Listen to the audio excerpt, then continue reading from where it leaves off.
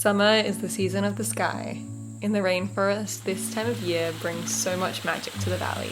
Waterfalls flow under heavy sun, butterflies' wings shimmer, and we spend most of our time camping in our cabin.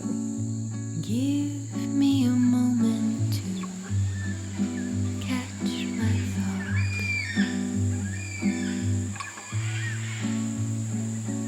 An endless summer will not keep me warm.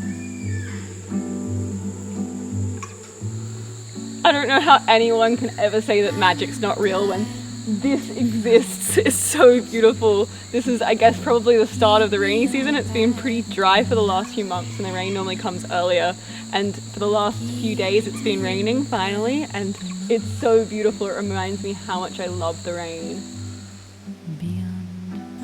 Summer can be intense here. The hot sun and heavy humidity brings endless work.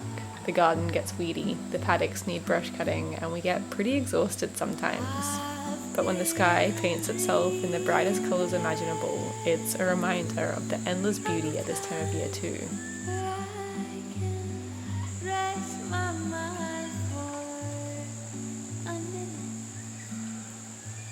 The humidity builds up to a storm some afternoons, and this is when we get these beautiful sunsets. When the rain forms on the mountain tops and the clouds dance nearby. The rainbows, the streaks of pink across the sky, the threatening storms on the horizon, the mist moving so gently across the hills, it all reminds me of the beauty of this messy world that we live in.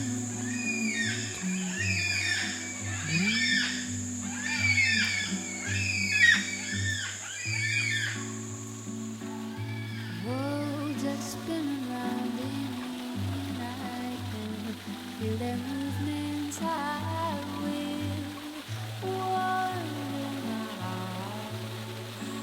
Julia has been pretty unwell the last few weeks. The hot weather is hard on her, so most days she isn't able to do much. Among the stars. But when she has that energy, exploring up in the fairy pools feels like a healing way to cool down and wash away the heat. Nature is such a medicine. To rest your body in the cool flowing water full of minerals flowing from high up in the mountains above.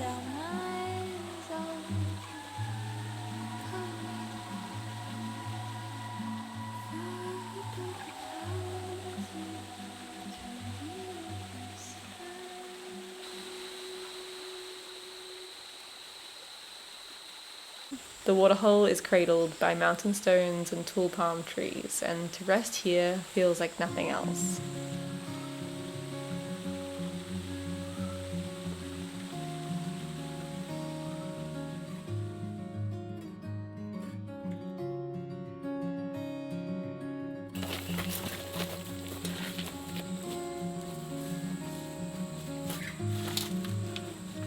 This banana didn't make it through, unfortunately. I didn't bag the banana, so I did after a while, but not soon enough. So the parrots ended up eating all of the bananas because they knew they were there. And I don't like using bags on bananas, that's why I normally don't do it, but this is the problem if you don't do it. But I don't like it because they're plastic, and also around here there's a lot of banana farmers who live up the mountains from us and they don't dispose of their plastic bags properly, so they end up in the creek systems and they're really terrible for the environment. So I try to avoid them, but I think I'm gonna have to utilize a few and recycle them, and then I won't have this problem. Now, because the banana has fruited and the fruit died, this whole plant will die. So a banana tree or a banana plant only fruits once in its life cycle and then it dies, and then it grows another banana next to it which will fruit again. So this one's kind of wasted, so I've got to chop it down.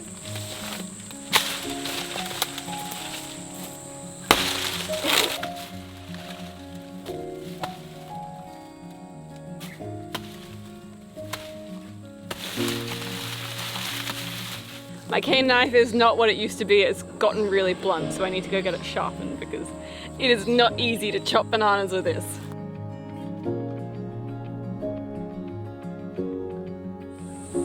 In the summer, we spend so much time down here camping at the lake. I finished renovating this camping cabin last winter, so this is the first summer that we've been able to appreciate all the upgrades. We spent most of our childhood down here, playing all day long. I have so many beautiful memories of the way that we would create, tucked away in this paradise, away from everything else.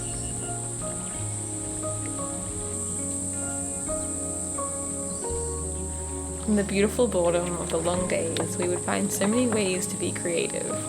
We'd make rope swings off platforms and learn to do flips and dives, or we'd create potions from the water lilies or carve flutes from bamboo. We found fun in everything. Now, spending more time down here, tucked away from the constant stimulants of the world, I feel this endless creativity flowing back to me. Sometimes I forget how important it is to be bored, how important it is to sit within these moments in between two tasks and to not reach for a phone. To remember the childlike joy that can be found in the boredom. Little Silly gets tired by the end of the day. The rest of the goats have so much energy, but he's still small, so in the afternoons he always gets a bit sleepy and I like to bring him in for a cuddle.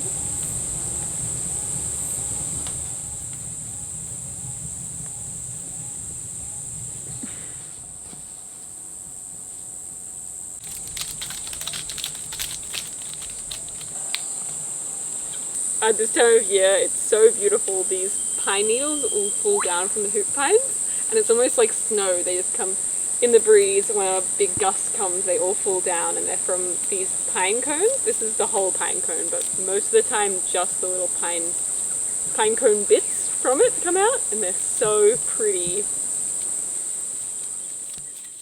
One of the big things to factor in when you're camping here is that there are snakes everywhere, especially at this time of year. And especially on a hot day like today, they're just laying in the sun everywhere or curled up in the rafters like this one. I know times we've been camping here and they've like crawled across our bed at night and things like that, but you surprisingly just get used to them. Maybe it's part of just completely living outdoors. You kind of realize that it's their space as much as ours and you just kind of come to terms with that. They're pretty chill and we're chill too.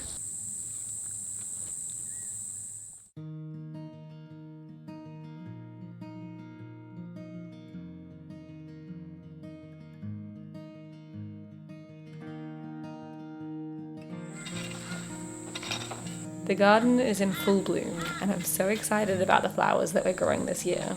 Gladioli are my new favourite, and they grow from a tuber really quickly and then climb tall with these bright, beautiful flowers. Like tomorrow, question mark. Whoa. No wait, it's tomorrow. Well, I can't do... Oh, it could have been way worse. Kind of, look, another random zinnia from the old ones coming up there.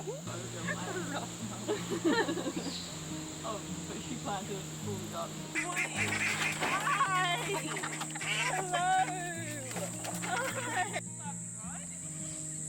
In the mornings, all the animals seem to sleep in. The sun rises at 6, but by 8, the goats are normally still napping in the sun. Slowly, though, they wake up and get a move on. We're only going to the close paddock today, but because they're so sleepy, they aren't skipping ahead like usual. Their moods are so funny. Sometimes a goat will be happy and cuddly one day, and the next she'll be grumpy and sulky. Some prefer to keep to themselves, and others like to run right beside you and reach for a little scratch on their back. We have 7 goats now, and each of their characters are completely different. But with the addition of little Silly, who is a baby buck, there's soon going to be a lot more babies around here. 5 goats are girls, and they can easily have twins, so we might soon have a lot more characters on the farm. But Silly is still young and silly, so it might take a while.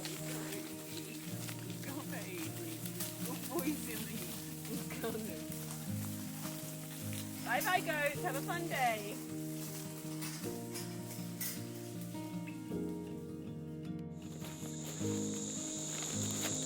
So we're going on a little camping trip, and before I do I need to fix the bamboo camper because it came apart a little bit as I drove home from my last camping trip. Not too badly, but just a few breakages, so every time it breaks I just fix it a little, and I'm learning as I go, and I think soon it'll be completely break-proof, maybe, one day. So the problem is that this came completely out of this. I guess it just wasn't pinned in very well. You can kind of see that the pin just snapped out. So I just need to redo that. Maybe a bit better this time. I forgot half of my tools, so I'm using scissors as a knife. I could just go and get them, but I don't know, I'm feeling lazy, so scissors it is. And then I've just got like a little hammer, not my main bamboo hammer, but I think it'll be okay.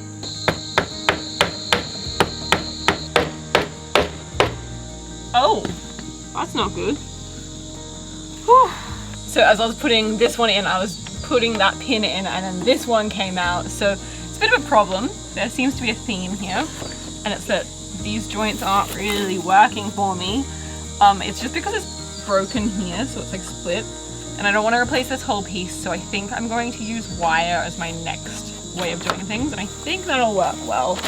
Wire is kind of my go-to when something breaks and I don't know how to fix it with this bamboo. I think it works pretty well.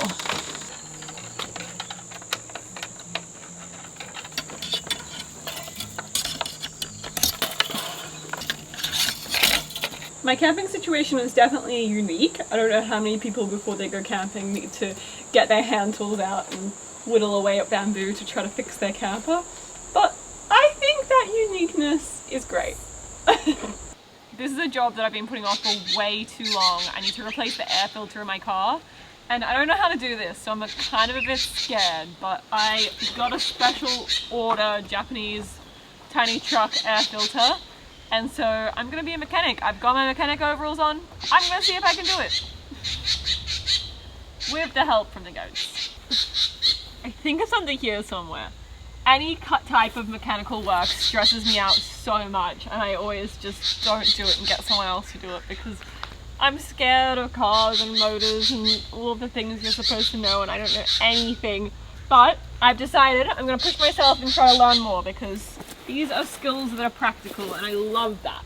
I love being able to actually work things out yourself. And it's also really simple to change an air filter, so I should be fine.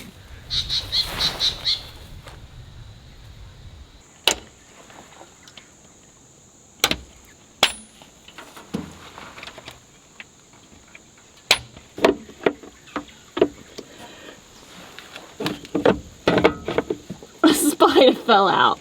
I cannot believe how easy this is. I've been putting this off for so long because I was scared of it. And it turns out it's fine. Ta-da! Now this car is ready for a road trip. I feel very proud because that job, it may have just been simple, but I had a big blockage against it. I could not do it. And I finally did, and it was actually the most easy thing in the world. Now I feel like I'm that little bit closer to being able to learn a little bit more about cars. I'd love to understand a bit of mechanics one day. It'd be so cool to be able to like tinker and fix things and understand how they work. It'd just be amazing. It'd also be fun to work with old cars. Our grandfather loved to do up old cars and find vintage cars in bad conditions and do them up, and I think that's so cool to be able to like see a motor and an engine and how all things go together and then tinker with it and know how and then fix it. Would just be such a good skill for life. One day.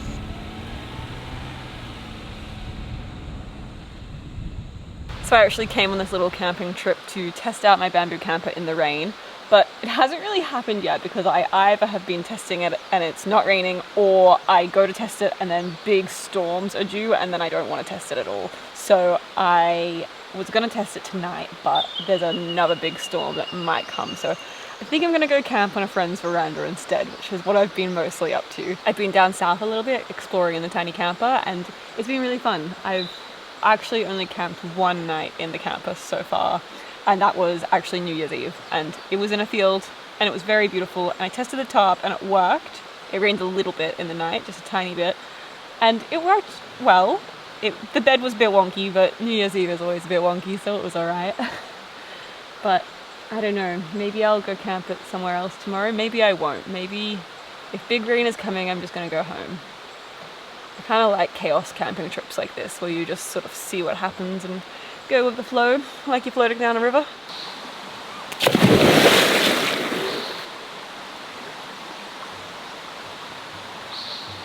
I'm in full gremlin mode. It's almost dark. I think it's like 7 p.m.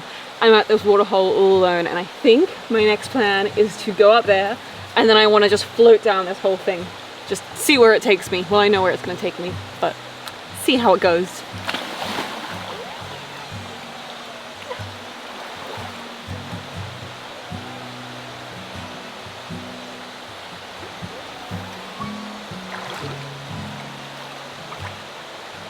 rock